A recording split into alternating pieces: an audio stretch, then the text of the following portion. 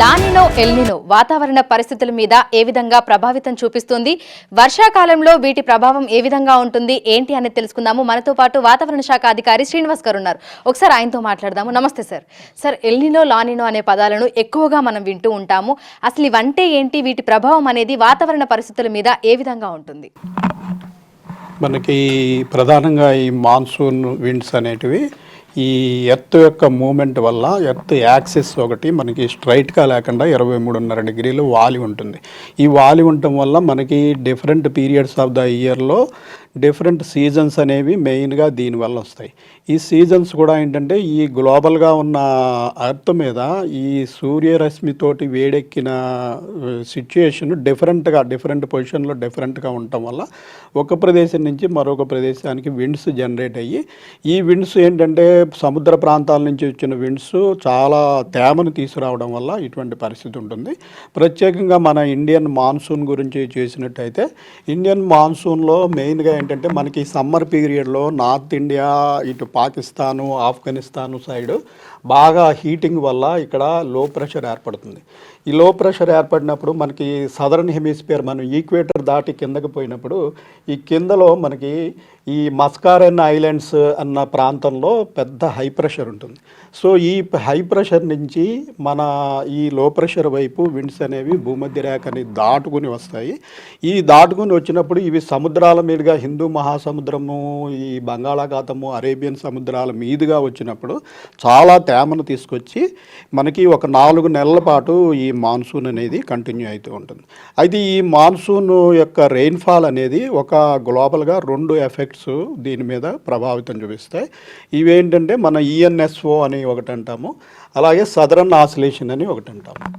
ఈ ఈఎన్ఎస్ఓ southern oscillation అంటే ఏంటంటే ఈ పసిఫిక్ మహాసముద్రంలో ఉన్నటువంటి టెంపరేచర్ డిఫరెన్సెస్ వల్ల కూడా మన ఇండియన్ మాన్సూన్ ఎఫెక్ట్ అవుతుంది. ఈ పసిఫిక్ మహాసముద్రంలో మనకి ఈ పశ్చిమ తీరంలో పశ్చిమం వైపు మనకి వామ్ వాటర్స్ ఉండి, ఈ తూర్పు వైపులో కోల్డ్ వాటర్స్ ఉన్నప్పుడు జనరల్గా మనకి ఈ ఎల్నినో సిచ్యుయేషన్ అనేది ఉంటుంది. అట్లాగే మనకి ఇటువైపు చూసినట్టయితే ఇప్పుడు మనము ఈ ఆస్ట్రేలియా సమీపంలో మనకి ఈ పసిఫిక్ వాటర్స్లో ఉన్నటువంటి టెంపరేచర్ కనుక ఎక్కువగా ఉన్నట్టయితే అది మనకి ఇండియాకి వచ్చేటటువంటి ఈ మాన్సూనల్ ఫ్లో మీద ఎఫెక్ట్ చూపిస్తుంది. దీన్ని మనము ఎల్నినో పరిస్థితి అంటాం.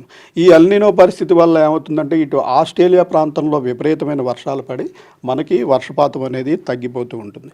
అదే ఈ టెంపరేచర్స్ కనుక తగ్గినప్పుడు మనకి ఈ ఫ్లో అనేది మన వైపు ఎక్కువగా వచ్చి మన మాన్సూన్ మరికొంత పుంజుకొని మరిన్ని వర్షాలు పడే అవకాశం ఉంటుందన్నమాట. దీనికి తోడు మరొక ఫ్యాక్టర్ ఉంది. ఇదేంటంటే మనకి పసిఫిక్ మహాసముద్రం తర్వాత మనకి ఇండియన్ ఓషన్, హిందూ మహాసముద్రం మీదుగా ఈ గాలులు వస్తాయి. హిందూ మహాసముద్రంలో కూడా మనకి ఇండియన్ ఓషన్ డైపోల్ అనేది ఒక సిచ్యుయేషన్ ఉంటుంది. అంటే ఏంటంటే హిందూ మహాసముద్రంలో కూడా ఈ పశ్చిమాన మనకి వేడిగా ఉండి సముద్ర ప్రాంతం, ఈ తూర్పు తీరంలో చల్లగా ఉన్నప్పుడు మనకి ఈ పాజిటివ్ ఐఓడి కండిషన్ అంటాం అనమాట. ఈ పాజిటివ్ ఐఓడి కండిషన్ ఉన్నప్పుడు మనకి రెయిన్స్ ఎక్కువ పడుతుంటాయి. అట్లా కాకుండా మనకి ఇటు హిందూ మహాసముద్రంలో తూర్పు వైపున టెంపరేచర్లు ఎక్కువ ఉండి పశ్చిమాన తక్కువ ఉన్నట్టయితే అది నెగిటివ్ ఐఓడి కండిషన్. ఈ నెగిటివ్ ఐఓడి కండిషన్లో మనకి వర్షపాతం తక్కువ ఉంటాయి. ఓకే. సో మనకి సాధారణంగా ఈ గరిష్ట ఉష్ణోగ్రతల ప్రభావం అనేది కూడా వీటి మీద ఎఫెక్ట్ చూపిస్తుంది అనుకోవచ్చా సార్? దీనికి మన దేశంలోని టెంపరేచర్స్ కంటే గ్లోబల్గా ఉన్నటువంటి సిచ్యుయేషన్ ప్రధానంగా ఇవి ఏంటంటే గ్లోబల్ సిచ్యుయేషన్స్ ఇవి.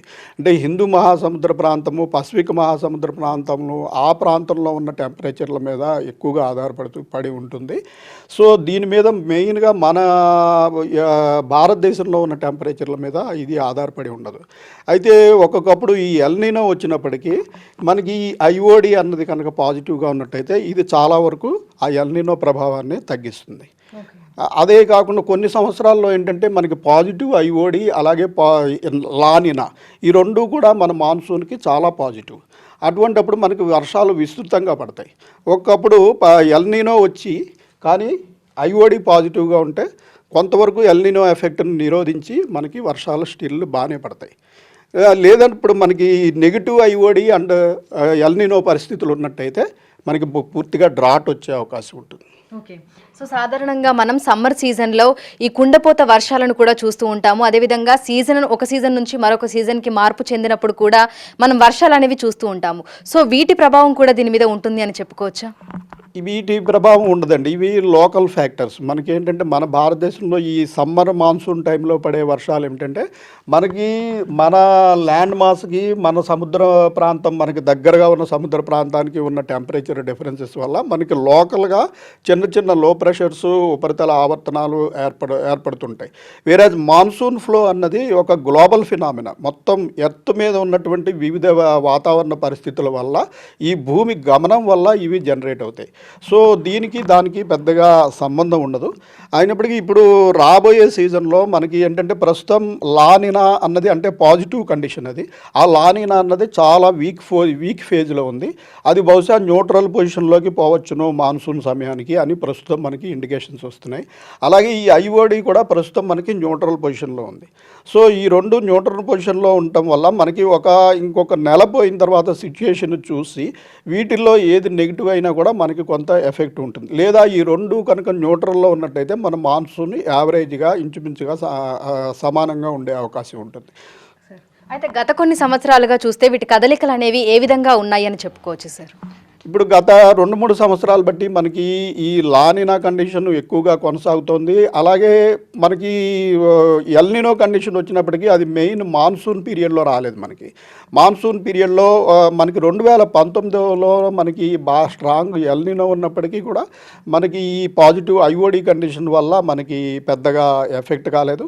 సో ఈ రెండు కండిషన్లు పాజిటివ్ ఉండడము లేదా ఒకటి పాజిటివ్ ఉండి ఒకటి నెగిటివ్ ఉండడము ఓవరాల్గా వీటి వల్ల మన ఇండియన్ మాన్సూన్ అనేది ఎఫెక్ట్ అయితే ఉంటుంది. సో అవి వీకెన్ అయినప్పుడు అది మన భారతదేశం మీద ముఖ్యంగా తెలంగాణ మీద ఎటువంటి ప్రభావితం చూపిస్తుంది? న్యూట్రల్గా ఉన్నప్పుడు ఏ విధంగా ఉంటుంది సార్?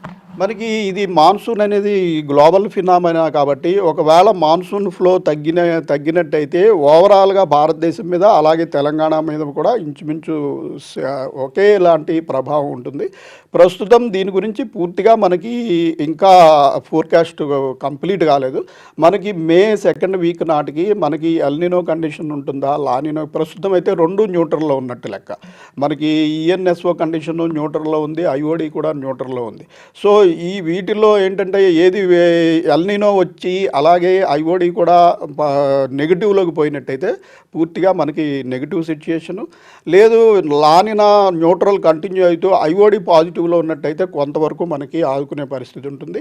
దీని గురించి మనకి పూర్తి సమాచారం మనకి మరొక నెల 15 రోజుల్లో మనకి అవగతం అవుతుంది. Thank you sir, thank you. So వర్షాకాలంలో వర్షపాతం ఏ విధంగా ఉంటుంది ఏంటి అనేది కూడా ఎల్నినో లానినో మీద డిపెండ్ అయి ఉంటాయని కూడా వాతావరణ శాఖ అధికారులు అయితే తెలుపుతున్నారు.